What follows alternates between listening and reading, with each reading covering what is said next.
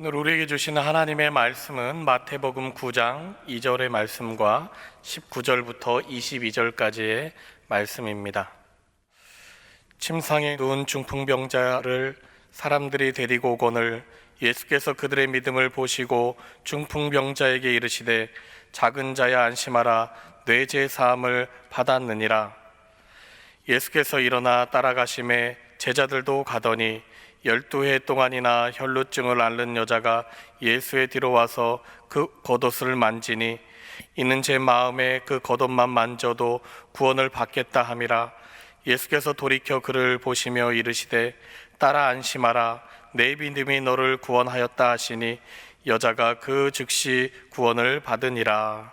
아멘. 교회에는 세 가지의 보석 같은 진리가 있습니다. 주기도문, 십계명, 그리고 사도신경입니다. 주기도문이 무엇을 기도할 것인가를 가르쳐 준다면, 십계명은 어떻게 살아야 될 것인가, 윤리와 도덕을 가르쳐 주죠. 사도신경은 이 기도와 삶을 밑받침하는 것, 나는 무엇을 믿는가, 이것을 가르쳐 줍니다. 이 믿는다는 말 속에는 나는 지금 세상을 어떻게 보고 있고 내 인생을 어떻게 이해하고 있으며 나는 지금 무엇을 향해 나아가고 있다, 이것을 다 포함하는 것이 이 믿는다는 말의 내용입니다. 교회는 이 세 가지를 카테키즘, 가르침이라 하여서 계속 반복해서 성도들에게 배우도록 이끌어 왔습니다. 2000년 기독교 역사상에서 사도신경 외에도 많은 신앙 고백들이 있었습니다. 어거스틴의 신앙 고백, 아퀴나스의 신앙 고백, 종교개혁 시대에 와서는 아우구스부르크 신앙 고백, 웨스터민스터 신앙 고백, 많은 신앙 고백이 있었습니다. 그런데 이것들은 길어도 3세기를 가지 못하고 교회의 입술로부터 멀어져 갔습니다. 아니면 특정 교파의 교리로 국한되게 되었습니다. 하지만 사도신경은 성령께서 교회의 기초를 놓은 때로부터 지금까지 거의 2000년 동안을 예수 그리스도를 구주로 믿는 모든 사람들의 공통된 신앙 고백으로 받아들여지게 하고 있습니다. 그만큼 이 사도신경은 기독교 진리의 핵심 중의 핵심을 표현하고 있기 때문입니다. 그래서 2000년 교회는 이 함축된 내용을 풀어서 설명해서 자세히 배우도록 했습니다. 주문을 외우듯 암송하지 말고 뜻을 머리에 넣고 가슴에 새겨서 삶에 실천하도록 했던 것입니다. 그리고 여기서 바른 신앙이 나오고 좌우로 치우치지 않는 정통신앙이 나오게 됩니다. 사도신경이 누구에 의해서 쓰여졌는지, 언제부터 교회가 이것을 신앙으로 고백하게 되었는지는 정확하게 알 수가 없습니다. 초대교회 때인 주후 390년경에 교부 암브로시우스, 교부 아우구스티누스의 스승격이 되는 분입니다. 이분의 편지 속에서 그 전문이 발견되었고요. 그 전 한 100년 전에 교부 이레니우스의 글에서 사도신경의 첫 번째 교백, 전능하사 천지를 만드신 하나님 아버지를 믿사오며, 이 고백이 이미 나오고 있습니다. 교회 사학자들은 이 사도신경이 두 가지 환경 속에서 뼈대를 형성했을 것으로 봅니다. 박해와 이단의 도전입니다. 사도신경은 사도행전 시대 이후 교회가 로마로부터 극단적인 박해를 받으면서 성장할 때 그 박해 속에서도 교회는 무엇을 믿을 것이며 무엇을 지킬 것이며 어떤 것을 성도들의 신앙 고백으로 삼고 이 박해를 자기 온몸에 감당할 것인지 그 고백의 내용을 명료하게 하게 되었습니다. 그 내용을 기술한 것이 바로 이 사도신경입니다. 성도가 박해받는 세상 한복판에서 이 사도신경을 고백한다는 것은 사도신경 내용 전체에 숨어 있는 기조라 그럴까요? 정서를 이해하는데 대단히 중요합니다. 사도신경은 무주공산에서 외우는 신앙 고백이 아니라는 뜻입니다. 이것은 단순히 주문 외듯 외는 것이 아니고 머리에 암기한 것을 회중이 입술로 뱉어내는 것도 아니고 이 사도신경에는 실존이 걸려 있었다, 이 뜻입니다. 이 고백 속에서 고백하는 주체는 그 내용에 자기를 겁니다. 보십시오. 지금 사도신경을 외우고 있는, 고백하고 있는 초대교회 성도들의 그 삶의 자리 주변에 있는 세계는 이 고백을 인정하지 않습니다. 그렇기 때문에 박해하는 거지요. 그런데 나는 지금 그 고백을 하고 있습니다.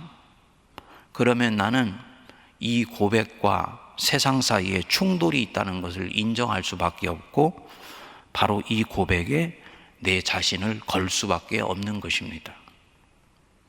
생명이 걸린 고백이 바로 이 사도신경이었습니다. 그렇기 때문에 이 사도신경은 단순히 하나님께만 하는 고백이 아니고 세상 앞에 선포하는 것이었습니다. 나는 이것을 믿는다. 나는 이것에 따라서 내 인생을 걸고 산다. 그리고 나는 이것을 믿고 이렇게 고백하며 살다가 이것을 바라보며 죽을 것이다. 이게 이 사도신경 안에 있는 초대교회의 내면의 정조였습니다. 그리고 바로 그렇기 때문에 이 사도신경을 했던 모든 초대교회 성도들은 나의 이 고백을 꺾으려는 세상에 선포했습니다. 나는 이것을 믿습니다 라고 선포하는 것입니다.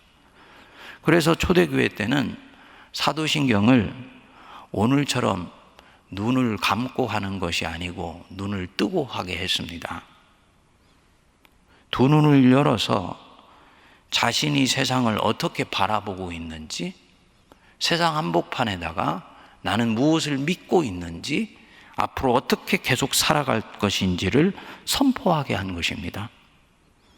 저는 오늘날에도 이렇게 하는 것이 옳다고 봅니다. 하나님께는 이 사도신경을 통해서 내 믿음을 고백하고 이 고백을 주신 하나님을 찬양하지요. 동시에 세상에는 내가 세계를 어떻게 보며 어떻게 믿고 살고 있는지를 선포합니다.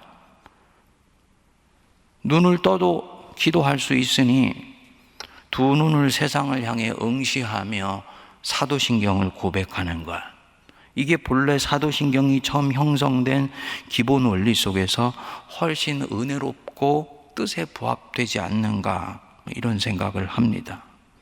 아무튼 우리가 지금은 우리의 전통을 따라서 눈을 감고 하지만 우리의 영혼의 눈은 떠서 세상을 향해 한편으로는 선포하며 하나님께는 고백하는 것, 그것이 사도신경이다. 염두에 둘 필요가 있을 것입니다.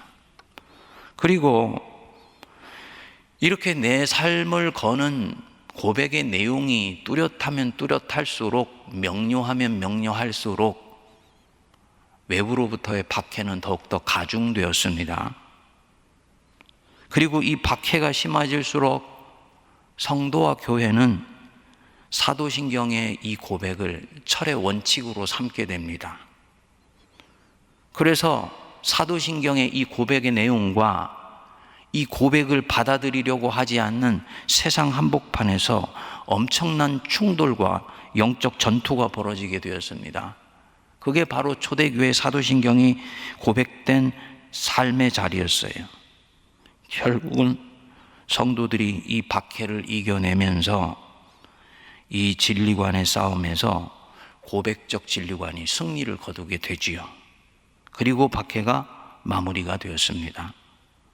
그런데 이 박해를 이기고 교회가 성장하면서 교회 안팎에서 이제는 다른 도전이 오게 됩니다. 이단의 도전이었습니다. 이단은 달을 이자의 끝단자 아닙니까? 이단은 신앙의 몸통이 다른 것이 아니고 정통과 비슷한데 끝으로 가면서 달라지는 것이 이단입니다. 그래서 구별해 내기가 쉽지 않습니다. 이 박해를 이기고 교회가 급격히 성장하면서 교회의 정통신앙이 정통성을 자랑하기에는 빛이 바라고 신뢰성을 잃게 되면서 이단이 더욱더 기승을 부리게 되었습니다. 오늘날도 마찬가지지요. 초대교회 때 이 세계 문명이 크게 두 축을 이루고 있었습니다. 이 로마를 중심으로 해서 서쪽이 라틴어를 주로 쓰면서 발전하는 라틴 문명이고요. 로마를 중심으로 해서 이 동쪽이 그리스어를 중심으로 해서 형성되어진 헬라 문명 혹은 그리스 문명이라고 그랬습니다. 이 두 문명이 서로 각축을 이루면서 철학과 사상, 예술, 법, 종교들이 엄청나게 성행을 했습니다. 그러니까 이미 초대 기독교 자체가 지중해에 있었던 다양한 정신과 사상과 철학과 세상적인 흐름들 이런 것들과 각축을 벌이는 가운데 기독교 신앙이 자기 영역을 구축해 간 것입니다. 자연히 여러 세상적인 흐름이 교회의 신앙 안에 들어와서 신앙의 본질을 흐트러 버리려고 하는 일이 생기게 되었지요. 그래서 이 이단으로부터 교회를 보호하고 교회가 믿고 따르는 신앙의 핵심 내용이 무엇인지를 분명히 하는 과정에서 이 사도신경이 정리가 되게 됩니다. 오늘날과 같이 이단들이 세력을 얻어가고 사이비적인 것들이 교회 안에 깊숙이 들어와 있는 이런 시점에서 사도신경은 우리 신앙의 뼈대를 형성해 가는데 우리 신앙의 핵심 진리가 무엇인지를 정리하는데 대단히 소중한 보배입니다. 그 첫 번째 고백이 나는 믿습니다. I believe. 라틴어로는 credo in, 헬라어로는 피스티오 에이스 이렇게 됩니다. 나는 믿습니다. 개정된 우리말 사도신경에는 전능하사 천지를 만드신 하나님 아버지를 내가 믿사오며 이렇게 나오죠. 그러니까 우리말의 어순상으로는 내가 믿사오며 이것이 뒤에 나오는데 이 영어권에 소속되어 있는 모든 문명 속에 있는 이 어순으로 보면은 나는 믿습니다. 이 고백이 어순상 제일 먼저 나옵니다. 그리고 바로 이 나는 믿습니다. 이것이 사도신경의 일종의 틀을 만들어준다 라고 얘기할 수 있습니다. 그림이 있고 그림의 틀이 있죠.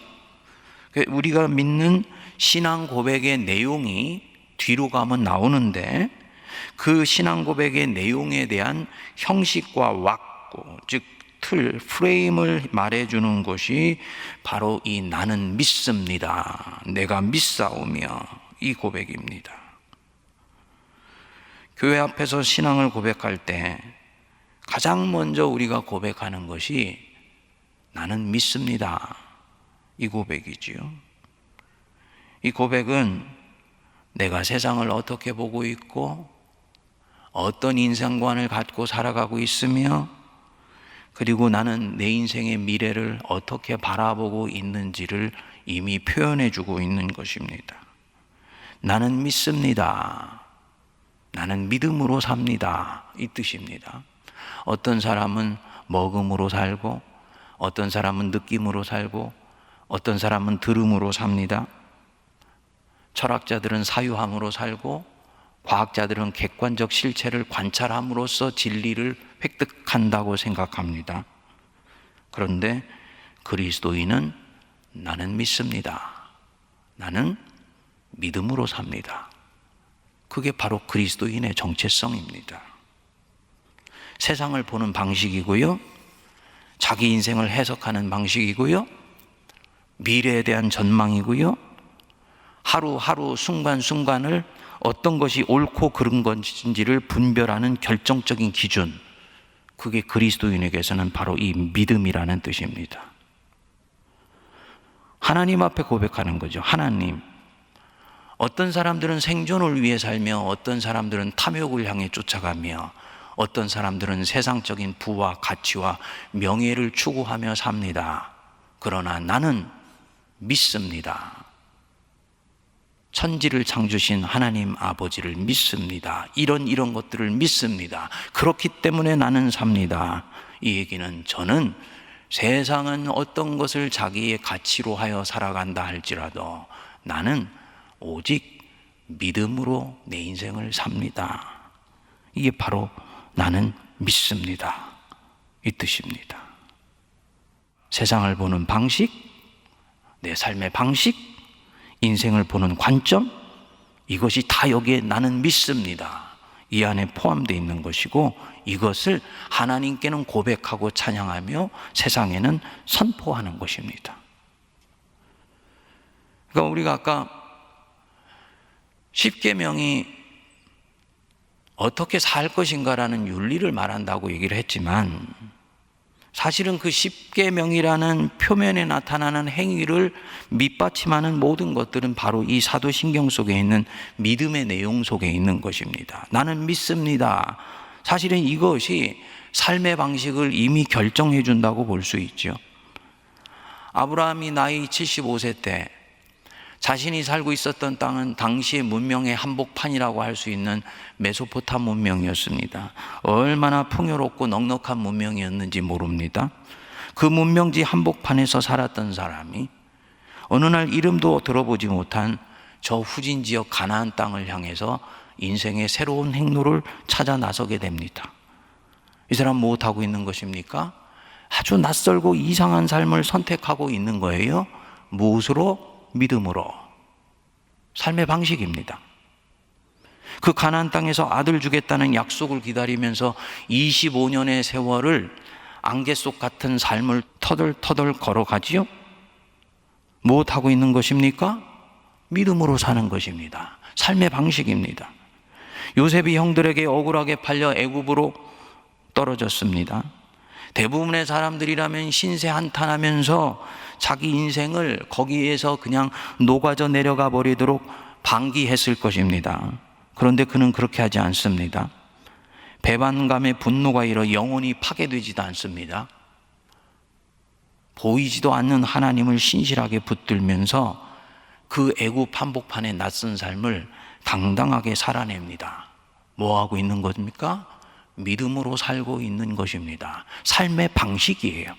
그리스도인이 가지고 있는 독특한 삶의 방식, 그것이 바로 I believe, 나는 믿습니다, 나는 믿음으로 삽니다, 의인은 오직 믿음으로 살리라, 바로 여기서 나오는 것입니다. 그러니까 여기까지 우리가 가면 이 믿는다는 말은 어떤 주관적인 확신이나 내면의 어떤 심리적인 확신을 말하는 것이 아니고, 자기가 무엇을 믿고 무엇을 바라며 무엇을 향하여서 순간순간의 삶을 살아나가는 것인지를 이미 결정하고 있는 것이다라는 것입니다.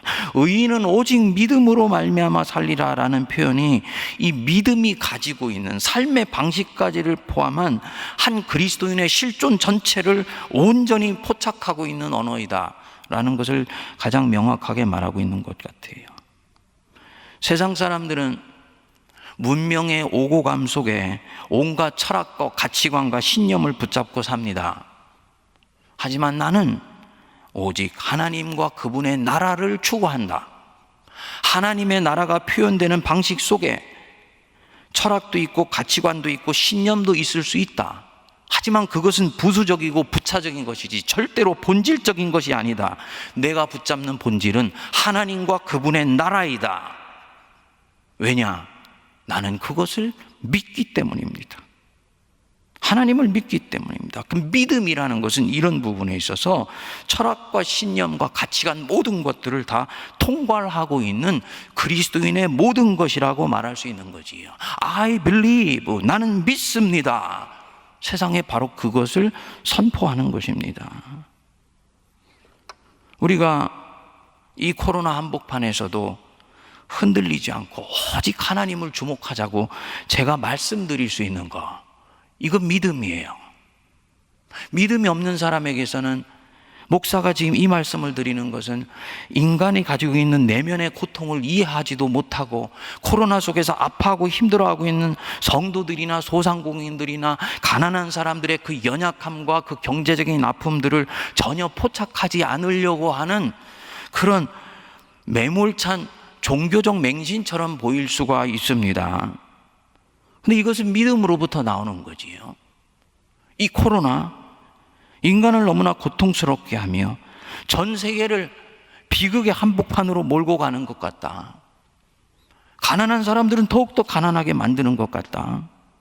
그렇지만 이것을 허락하신 분이 있으며 이 속에서 움직이시는 하나님의 경륜이 있다는 것을 믿기 때문에 성도들로 하여금 하나님을 오히려 집요하게 주목하게 하여서 이 난국을 돌파할 수 있는 힘이 거기서 나온다고 보는 것입니다. 이것은 믿음으로만 나오는 말인 것입니다.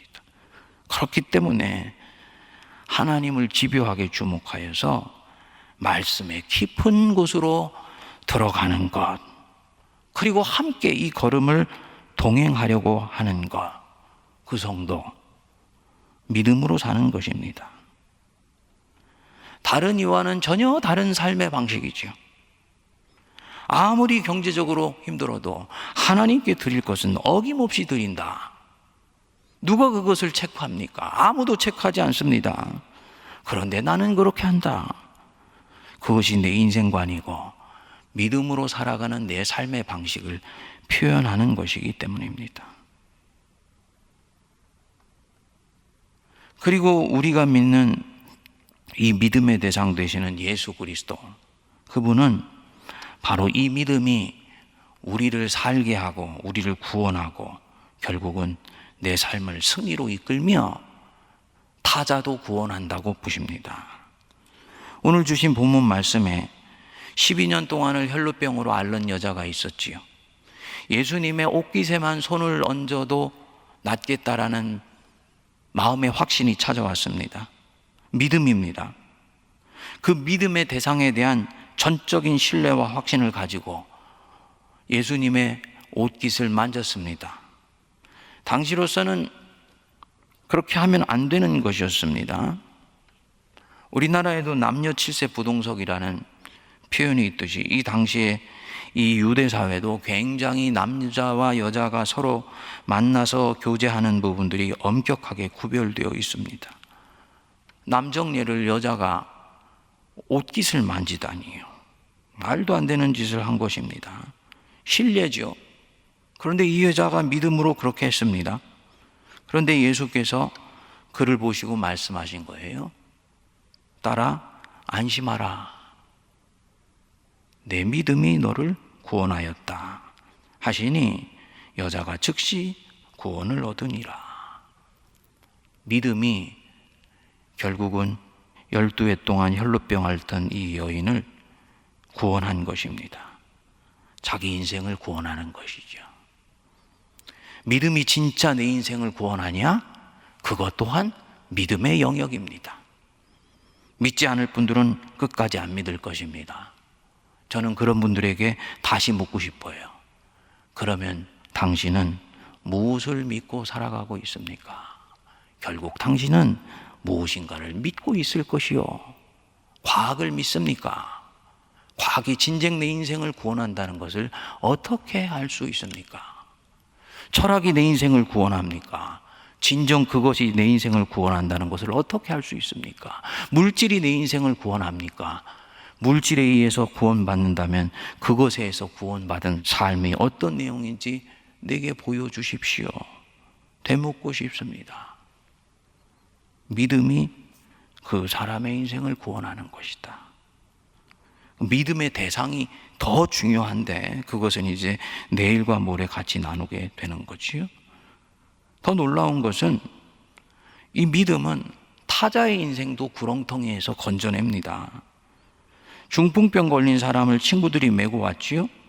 그랬더니 마태복음 9장 2절에 우리 예수님이 말씀하십니다. 그 친구들의 믿음을 보시고 중풍병자에게 이르시되 작은 자야 안심하라 네 죄 사함을 받았느니라. 저와 여러분들이 알지 못하지만 내가 갖고 있는 작은 한 조각의 믿음이 다른 누군가의 인생을 변화시키며 그들에게 새로운 삶의 길을 열어가고 있다는 것을 여러분 꼭 기억하실 수 있게 되기를 바랍니다. 내가 이 새벽에 나와서 부르짖어 기도하는 것, 나를 구원할 뿐만 아니라 내 이웃을 구원하며 조금도 꿈쩍하지 않는 것 같은 이 문명의 거대한 흐름을 바꾸며 이 나라와 이 민족을 구원하는 결정적인 계기가 바로 내 믿음으로부터 나오는 이 기도로부터 시작된다는 것, 이걸 믿으시기 바랍니다. 내가 믿사오며 나는 믿습니다. 이거 어마어마한 표현입니다. 주님, 저는 믿음의 눈으로 세상을 봅니다. 믿음의 눈으로 오늘 지금 이 순간에 내 삶의 방향을 결정합니다. 믿음의 눈으로 나는 내 인생의 길을 걸어갑니다. 믿음의 눈으로 나는 진리를 쫓아가지 수의 많고 적음에 의해서 내 인생을 결정하지 않습니다. 믿음의 눈이 있기 때문에 나는 악에 대해서 굽히지 아니하고 용기를 냅니다. 믿음으로 나는 결국 하나님이 기뻐하시는 길을 선택하지 사람들이 원하는 것을 택해 가지 않습니다. 모든 것이 바로 이 I believe, 나는 믿습니다, 이 고백입니다. 그러니까 사도신경의 이 첫 시작이 나는 믿습니다, 전능하사 천지를 만드신 하나님 아버지를 내가 믿사오며, 이 고백은 결국 나는 이렇게 살아왔고 지금도 이렇게 살고 있으며 앞으로도 이렇게 살아갈 것입니다 라는 것을 선포하는 것입니다.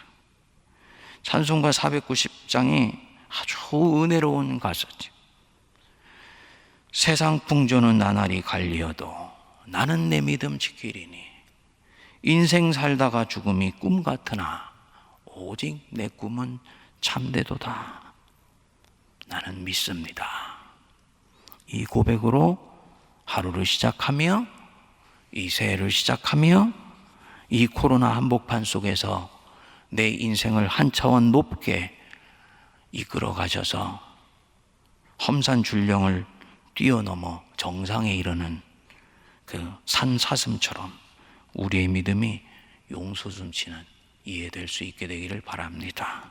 함께 기도하겠습니다. 하나님 아버지, 의인은 오직 믿음으로 말미암아 살리라 말씀하셨습니다. 정치인은 정략으로 살며 경제인은 이윤을 쫓아 살며 평범한 자들은 생존을 위하여 살며 죄악된 자들은 탐욕을 붙들고 살며 각자가 가지고 있는 모든 신념과 가치를 쫓아 살아가나 그리스도인은 오직 믿음으로 살아가는 것임을 믿습니다. 깨어지고 탈각되며 푸가된 저희들의 믿음을 보시고 불쌍히 여겨주사 이 2021년 이 사도신경을 통하여 고백하는 우리 신앙의 주인 되시는 성삼위 하나님을 향한 믿음이 온전히 회복되게 하여 주시고 내 인생이 하나님 때문에 기뻐하며 찬양하며 감사하여 뛰노는 복된 인생 되도록 은혜를 내려 주시옵소서. 이해는 말씀을 깊이 묵상하며 생명의 샘물을 길어 올리게 하여 주시고 하늘을 향한 기도가 터져 나오게 하여 주사 하나님의 보좌를 움직이는 복된 그리스도인들 될 수 있도록 역사하여 주옵소서. 교회가 펼쳐놓은 양육과 훈련 속에 성도들이 코로나 속에서 기꺼이 자신을 담금질하게 하여 주사 영적으로나 정신적으로 더욱 강건하여지게 하시고 하나님의 영광을 드러내는 이해가 되게 하여 주옵소서. 지금은 우리 주 예수 그리스도의 크신 은혜와 하나님 아버지의 무한하신 사랑하심과 성령님의 위로교통 감동 감화 역사하심이 나는 믿습니다. 그 믿음을 온전히 주님 앞에 고백하며 세상에 선포하며 안개 속 같은 이 세상 한복판을 뚜벅뚜벅 당당하게 걸어가기로 다짐하는 모든 거룩한 백성들 머리 위에 그리스도의 몸된 세문안 교회와 한국 교회 위에 이 나라 이 민족과 저 북녘과 온 세계 위에 이제로부터 영원토록 함께하옵시기를 간절히 축원하옵나이다. 아멘.